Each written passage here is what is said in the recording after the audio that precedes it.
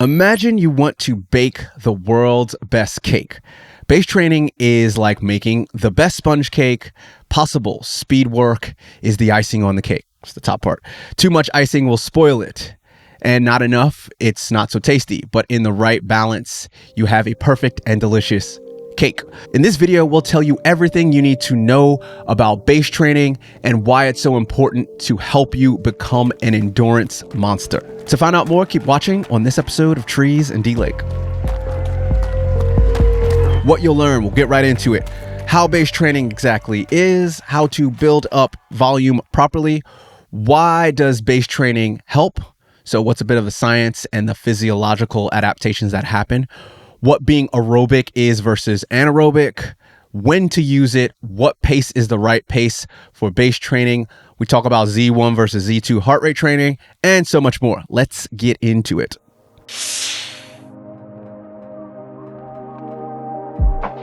Let's bring it back to the base training. Obviously, we know what's not base training. In my base training zone, we're doing at least 80% of the work at nice, easy aerobic paces, zone 1 or zone 2, as people might say, or maximum aerobic heart rate, the MAF. You should be able to get enough oxygen through the nostrils quite happily. So it's a very easy pace. Running is very bad at building up muscles and muscle mass. So we need some strength and conditioning, some core work, some gym work to build the legs and strengthen the legs. Then we need another big word, neuromuscular activation. It really means a little bit of sprinting. If people think I've talked far too quickly and didn't understand it all, I have put together a base training plan, and the link's in my bio in my Instagram page. It's a training system that will guide you through base training. So it will cover everything I've just said now, but in more detail and simpler and easier to understand. All right, go out and get it. Go out and get it.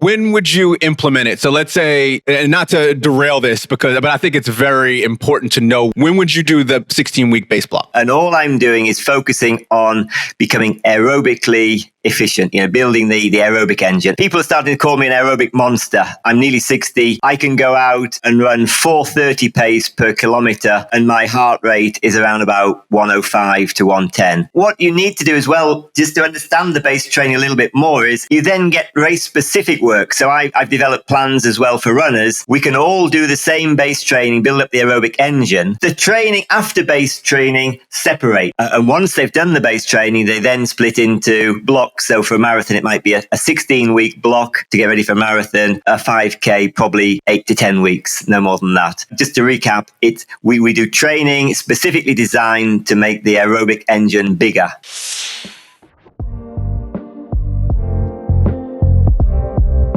Well, we're trying to feel like a pro, and I'm like, yeah, low heart rate, running fast. This is great. So don't discount the aerobic base stage. Let me just nail it for you, why they need to do it. Imagine you have a car. In Europe, we drive Fiat. So you've got a little Fiat, and it's a 1-litre engine. And you put your foot down and rev it, say 100 kilometers an hour. If you do aerobic training, you start off with an engine that's a litre big, and you get it up to 3 litres in size. And then once you've got that engine at 3 litres going 160 kilometers an hour, and you say, now I've done my aerobic training to make the engine big. Now I'm going to add a turbo on. So what a turbo does to a car engine is it makes it more efficient. It doubles the power output. So you need both. You need both the base training, the race-specific work. For healthy living, if I was to pick one and say, well, I don't race, I just want to be a healthy guy, just enjoying life, just enjoying your sport and being strong and healthy, you could live on base training all year round. But you might get a little bit bored.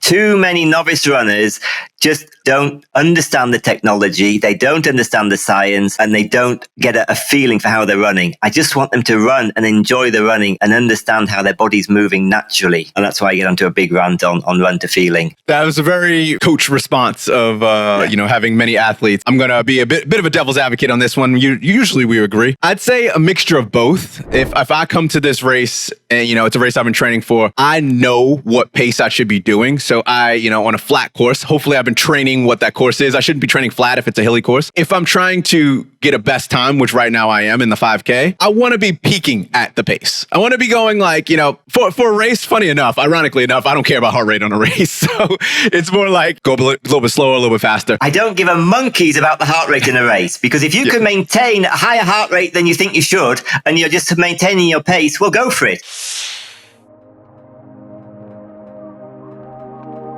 And then going for sprints, when we're talking about the ATP system, it's generally accept 10 seconds about the maximum you can really go. And the interesting thing with that is I could put a sprint session in of, say, 75 meter strides for an elite athlete and put that on his easy training day, because he sprints, he's not going to build up lactate, but he's going to walk back, he's going to take his time to recover, make sure that the ATP has regenerated within his muscles before doing another sprint, and then can do another. We can use that on easy days even. They're not getting enough rest, and they're building up lactate, and they're not developing the aerobic system anymore. I know a lot of people that don't know why they do the rest. So they go, oh, I feel fine. I'll do these, 15-second hills. And then they'll have like a 10-second recovery, 5-second recovery, and then go back up. And I'm like, no, you're supposed to have like 40 to 60. It should be 3 to 4 times longer than you did. Yeah. And they're like, but I felt fine. And I'm like, no, this isn't to smash it out as hard as possible. It's actually to be able to sprint when you're 100%. So that's a very, very good point.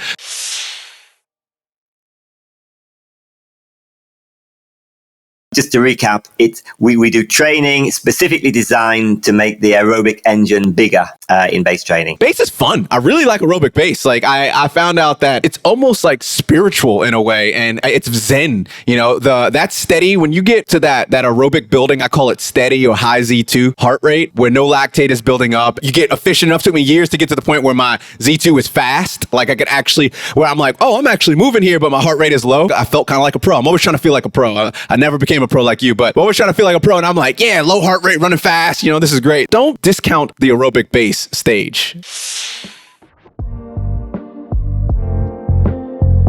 The biggest thing that I've found out is any type of running you do, even the 100-meter, everything requires some sort of a base. You get the most benefits out of your race-specific training if you have the aerobic base. Let's split the training into 2 kinds. Base training, which is an aerobic base training, and preparation for races. And these are not my ideas. I've cobbled together these ideas from a lot cleverer people than me. So the aerobic training, the base training, is aerobic training. It's designed to make your engine bigger. And if we can do that for as long as possible, that's the ideal. So if you can do it for 6 months, that's better than 4 months. 3 months is still better than 2 months. I would say 10 weeks is about the minimum time you should devote to a base training plan. I like to work around about 12 to 16 weeks if I can.